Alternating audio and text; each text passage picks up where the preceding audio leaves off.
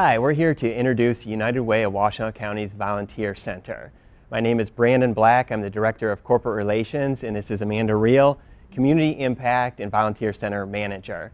With great financial support, generous support from the Bank of Ann Arbor and the Washtenaw County Office of Community and Economic Development, we introduce to you volunteerwashtenaw.org. VolunteerWashtenaw.org is the easiest way for you to find a way to get involved in the community and give back via volunteering. Whether you're an individual, a family, a community group, school group, or even a business, this is the easiest way to look for different great opportunities to get involved in the community and do something that you're interested in doing or having your team do. And it's also an extremely easy way for our nonprofit partners to advertise their needs to the community. And Amanda, what makes it so easy? VolunteerWashtenaw.org is the largest local listing of volunteer needs here in our county. And it's easy because nonprofits can post their needs, volunteers can go online, view those needs, sign up with the click of a button, or by contacting the organizations directly. Some things I really like about this site are that volunteers can look through the whole list, which I really enjoy doing just to see all of the cool, unique volunteer opportunities that are out there. But if you also, as a volunteer, want to narrow down that list and find your perfect fit, you can do so with a variety of filters. For example, you could use an interest area filter such as healthcare or education if that's the kind of work that you're passionate about. Or you could do an activity type filter such as clerical work or construction if that's the kind of work you want to do. You can also do a schedule filter such as weekend work or one-time volunteering. And you can even do a keyword search to narrow down that full volunteer needs list. Nonprofits can also list their in-kind donation needs on the website. So if you or your group are interested in doing a donation drive or you have some items on hand that you want to donate, you can visit volunteerwashtenaw.org to view those needs as well. And lastly, I really like the community events page on the site because it is a free way for nonprofits to advertise their events for you or your family to attend, enjoy, and support the nonprofits in our community. What's awesome about this is we've only been live for a few weeks and we have nearly 100 nonprofits with profiles on volunteerwashtenaw.org and hundreds of volunteer opportunities or events. So there are plenty of things to choose from arts to environment to helping kids or seniors or even animals. So you certainly can get on there and find something you're interested in doing, or again, find something maybe you want to find out a little bit more about, or a skill that you want to find out about and get involved in the community. So what are some of the opportunities that exist? So it's really tough to narrow it down, but some of my favorites are the Leslie Nature and Science Center is looking for volunteers for their upcoming annual Animal Haunts event near Halloween. The Brides Project is an initiative of the Cancer Support Community of Ann Arbor, and they look for bride consultants and wedding gown intake specialists as volunteers to support that initiative. And then the City of Ann Arbor Natural Area Preservation has lots of fall outdoor stewardship work days set up, so it's a great way to get outdoors, enjoy the fall weather, and keep our green spaces beautiful here in Washtenaw County. If you've decided that you'd like to volunteer, we like to emphasize a couple things. First and foremost, pick something that you're passionate about. If you're going to volunteer, it might as well be something that you love, and go from there. Be sure to ask questions of the nonprofit, make sure it's a good fit for you, and they'll want to make sure it's a good fit for them as well. Make sure you have the time to give to this commitment, and if you don't have a lot of time right now in your life, you can do a one-time thing once in a while. Those are posted on the website as well. And remember that a lot of nonprofits offer flexible scheduling, so you just can ask about that in advance. Here at United Way of Washtenaw County, we're just really interested in helping you do what you love for others. So visit us at volunteerwashtenaw.org. Thanks. Thank you.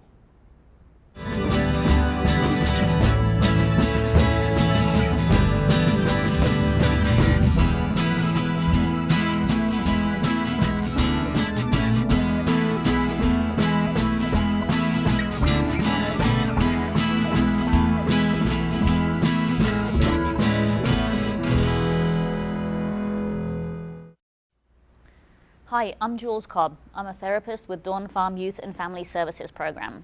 I'm Ray Dalton. I'm the coordinator for Dawn Farm Outpatient Services, which includes youth and family services. We're here to let you know about the Teens Using Drugs, What to Know and What to Do series organized by Dawn Farm.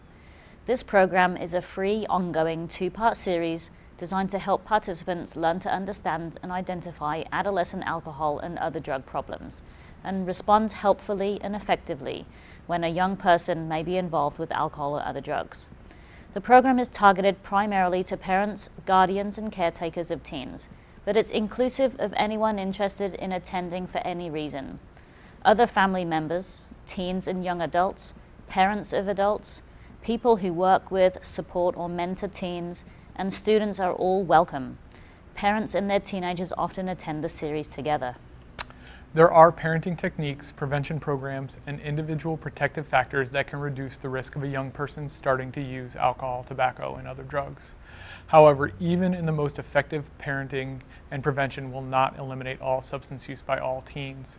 Some young people will experiment with alcohol and other drugs despite our best education and prevention efforts. Some will continue to use, and some will become addicted to alcohol or other drugs. Many will experience adverse consequences from substance use, whether they progress to addiction or not. Those who do progress to addiction virtually always experience a spectrum of consequences that can be extremely damaging to themselves and their families.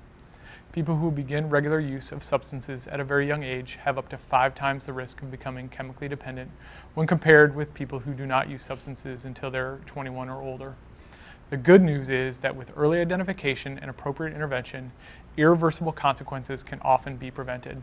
Once identified, alcohol and other drug problems can be effectively treated. Young people can and do recover to lead fully fulfilling and productive lives. When a young person experiences alcohol or other drug problems, often the last thing that loving, attentive parents and other caring, concerned and supportive adults see is the substance use.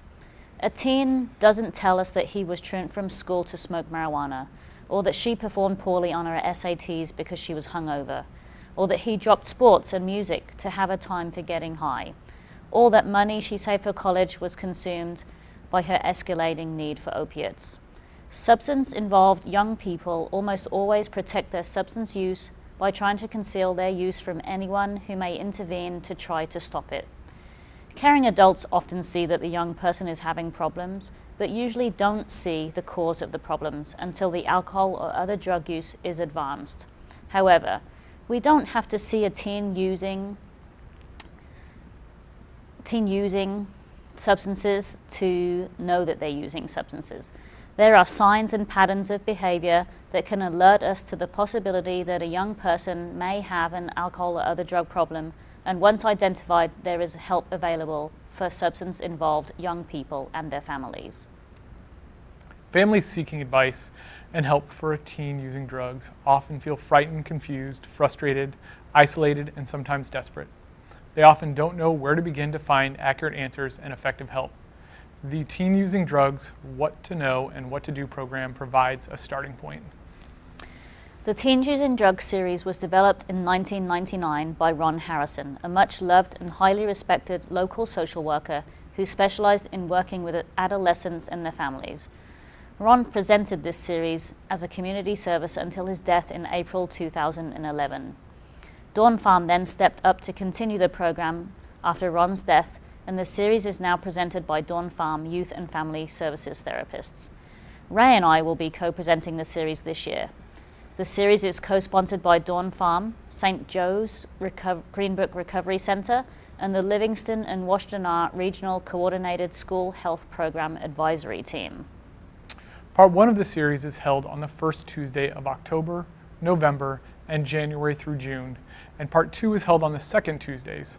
All programs are held from 7:30 p.m. to 9 p.m. at the St. Joe's Hospital Education Center, located at 5305 Elliott Drive in Ypsilanti. The first Part 1 presentation of this school year will be held on October 7th, and the first Part 2 presentation will be held on October 14th. It is very informal and registration is not required. You can just come, but you are also welcome to contact us for additional information. For dates and information, please see the website at www.dawnfarm.org or call Dawn Farm at 734-485-8725. And if you or someone you know may need help for an alcohol or other drug problem, contact Dawn Farm. At Dawn Farm, we treat all people of all ages with hope, competence, and compassion, with the belief that recovery is possible regardless of how difficult a situation may seem, what substances are being used, or how long or short of a time period substances have been used. Dawn Farm programs include detoxification services, residential and outpatient treatment, transitional housing, and a variety of outreach, education, and recovery support programs for adolescents and adults. We'd be happy to talk with you about what kind of help is available. Give us a call or see our website for information. Thank you.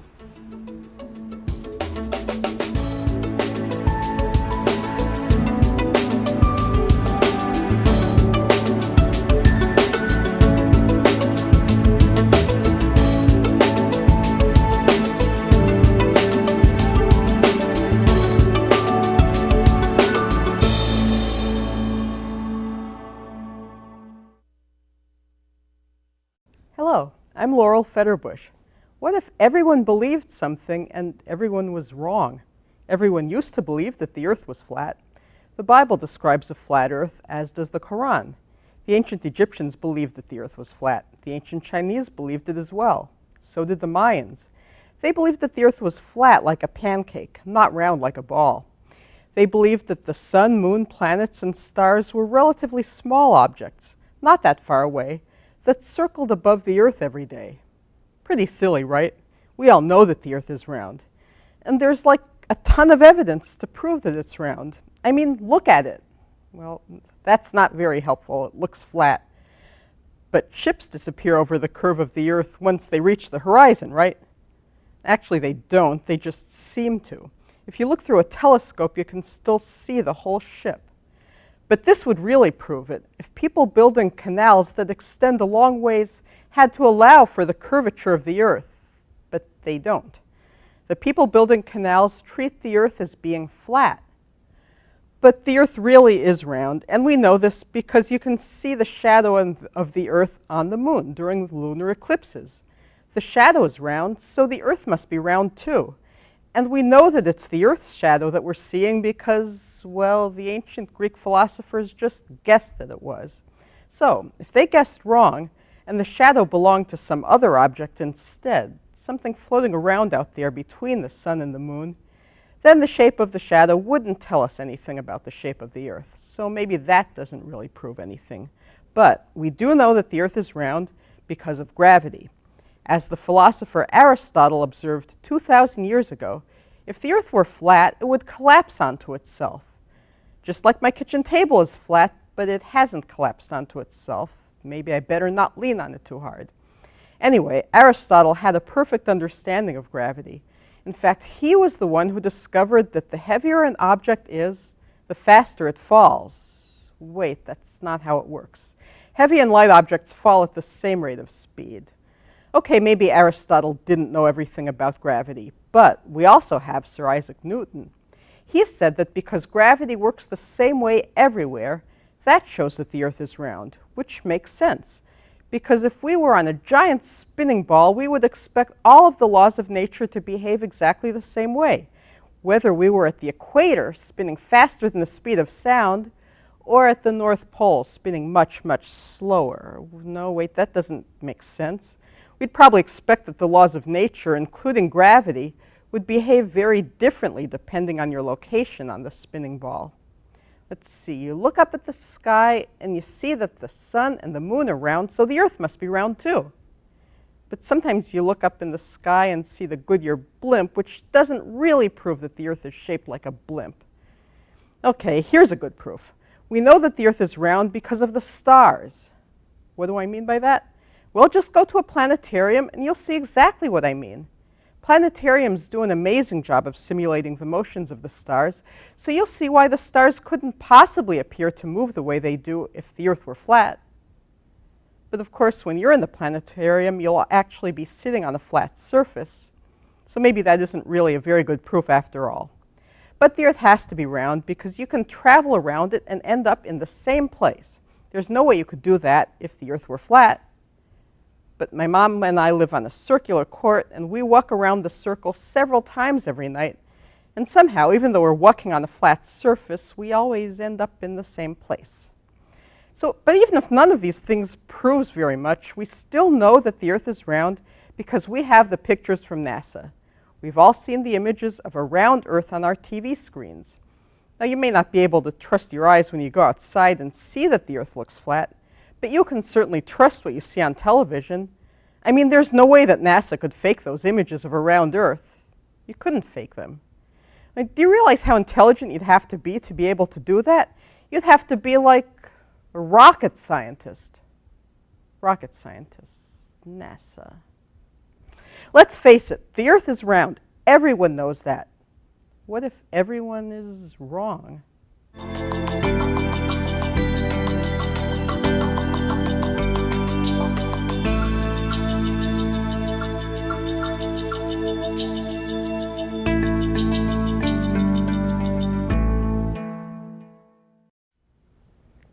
Привет! My name is Snezhana Knysh. I am a member of Russian Church in Ann Arbor, which calls St. Vladimir's, and we're here to welcome you to our second annual festival in Ann Arbor. And before you come and join us on October 4th and 5th, we want you to know at least one word in Russian, which is Привет. It means hello. And hello, my name is Father Gregory Joyce. I'm the priest at St. Vladimir Orthodox Church here in Ann Arbor. And Father Gregory, maybe you can say hello and Привет in Russian. Like privet? Try one more. Привет. Привет. Yeah, that sounds great. Excellent. Well, I'm looking forward to it. I've got my word learned, and I think I'm ready to go to the festival. Yes, you are. What are people going to find at the festival? We're going to have Russian food at the festival. We're going to have traditional sweets. We're also going to have vodka infusion tasting. And it's going to be a lot of fun. So we hope that you guys are joining us, and we'll try some Russian food. Excellent. The festival's October 4th and 5th. We're going to have more than just food, though. We're going to have a lot of entertainment, and interesting entertainment as well. We have a great group called Moscow Nights who will be performing. We're going to have ethnic dancing, Ukrainian dancing, Russian dancing. People from our parish will be dancing. They'll be singing. It's going to be a lot of fun and really a lot of great entertainment. But there's even more. What else do we have? Yeah, we're going to have Kids Corner. It's going to be a petting zoo. It's going to be bounce house. We're also going to have a puppet show, and puppeteer will be performing some folk tales. So for kids going to have a lot of fun while adults will watch some entertainment. That sounds great. You know, and we also have something really interesting which people have not very much been exposed to in North America, and that is our Russian Orthodox faith, or the Orthodox faith, because it's not just a faith of Russians, it's a faith of many, many people, Greeks and Serbians and Romanians and so on and so forth. We're going to have church tours, and I think that, well, at least last year, that was really popular. A lot of people wanted to come to the church tours, and they had a lot of great questions. So we look forward to that. But this year, we're merging together our church tours and our choir performance. And I think that's going to be very interesting, too, because our choir does not sing using instruments. It's all a cappella. And for those of you who are real aficionados of Russian Orthodox choral music, on Sunday at 1 p.m., the first church tour of that day, the choir will be singing using Znameni chant. And we're also going to have bell ringing exhibitions. Our young ladies in the parish have won the diocesan bell ringing championship the last couple of years. So they're also going to be ringing. You're going to have an opportunity to have excellent food, great entertainment, but also, if you'd like to learn more about the Orthodox faith. And this is actually very, very interesting to go into the church and to see the icons and hear about church, to have a church tour. And we're also going to have an art gallery. We're also going to have some Russian souvenirs. So this is very exciting for you to come and see it. You know, one thing that people need to be aware of, especially if they came last year, is that our parking is off-site. We just don't have sufficient parking to hold all the cars, but we've got it all covered. If you go to our website, AnnArborRussianFestival.org, you will find there the addresses where you will park. We pick you up in a bus, we bring you to the church. It's a very short drive, and we've got 2 buses to take care of you, and even a little minivan that drives around to pick up stragglers if we can't quite get everyone. So it's a really great opportunity, but please look at the website to find out where to park. And you're probably wondering about the situation in Ukraine right now. And maybe, Father Gregory, if you can say something more about it. Very briefly, I think it's important for us to have this festival this year, especially so that we can show the brotherhood between Ukrainians, Russians, Belarusians, and also all kinds of people that we have in our parish. We have people from Russia, from Ukraine, we have people from Asia, we have people who grew up, whose family came from near China, and we even have people whose family were Germans who were living in Russia at one time. We have a very diverse parish, and we want you to see that diversity and love that can be all together no matter where we're from. That's great, Father Gregory. We really hope that to see all of you here. Just Google Ann Arbor Russian Festival and you get a lot more information and all the details on that website. Please join us October 4th and 5th at the Russian Festival. Thank you.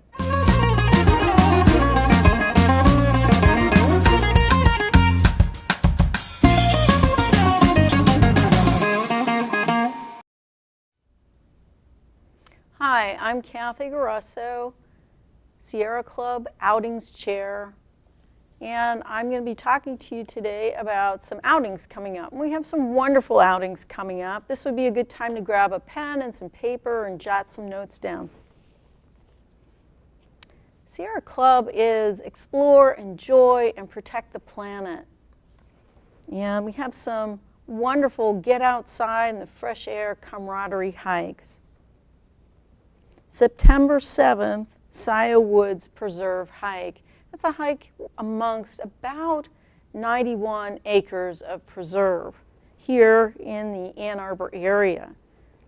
Oh, it's amongst oak and hickory woodlands. There's a stream that runs through it. It's very nice, very pleasant, moderately paced hike.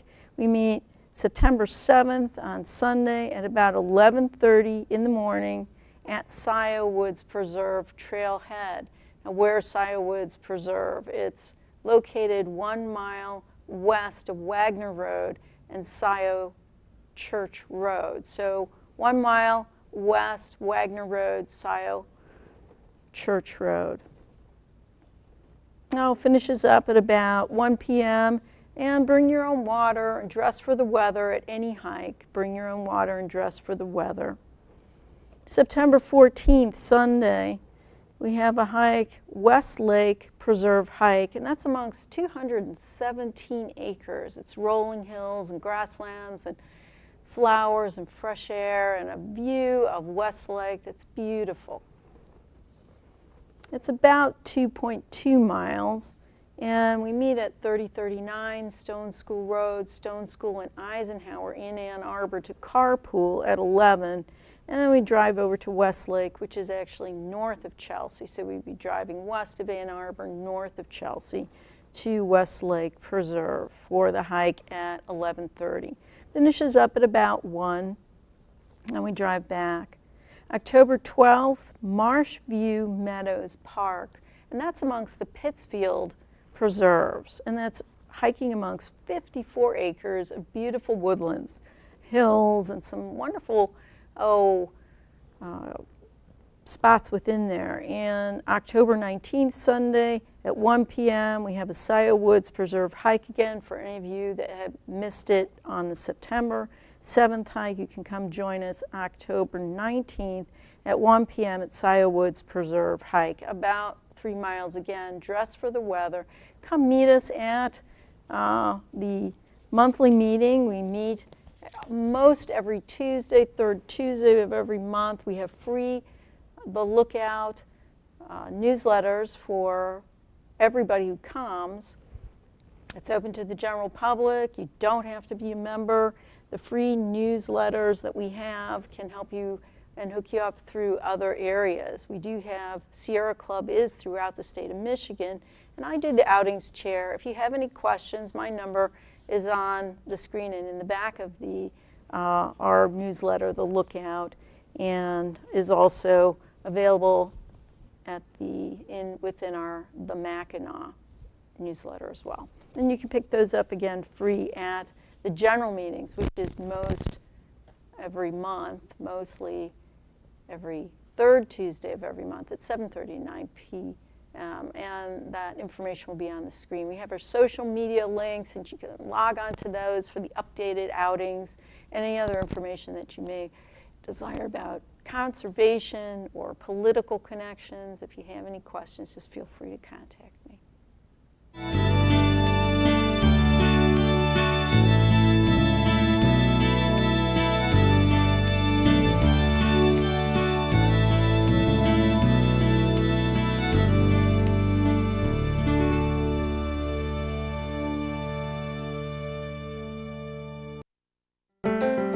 Ann Arbor, the place, the sights, the people, the events, the spirit.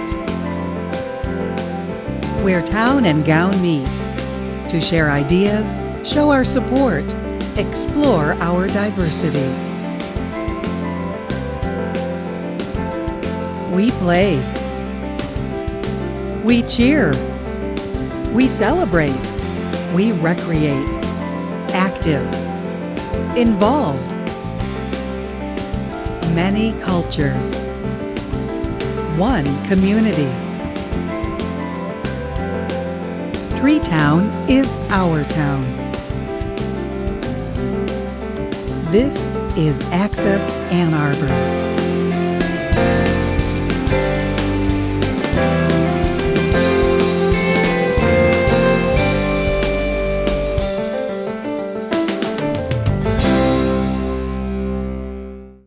The Hotline Studio at CTN is the go-to place if you have an interest in video production but don't have a crew to get started. The Hotline Studio is a true one-stop shop for creating your own programming, because you'll have access to all the equipment of a regular production studio, but it can be operated by a single person without having to leave this desk. The impressive suite begins with the studio's remote-controlled cameras, which lets you set up shots via joystick controls, add custom text, images, and effects to spice up your program. And you can even use CDs and MP3s for added flavor. Multiple microphones means that multiple people can join in to help you run the show. You can also use the studio's own phone lines to take calls live on air. With all of this useful equipment right at your fingertips, the only thing you won't have is an excuse to not get started. You can find out how to take advantage of the Hotline Studio at a2gov.org/CTN or by calling CTN at 734-794-6150.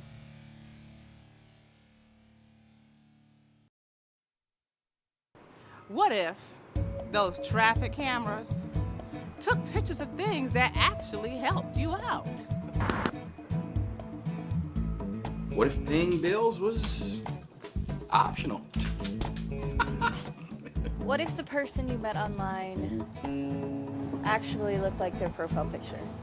2 chains. In a world full of what ifs, what if you could ensure that cable companies across the country continue to provide the local channels and support to you and your community without any new fees or taxes? Well, now you can. Join us in support of the CAP Act.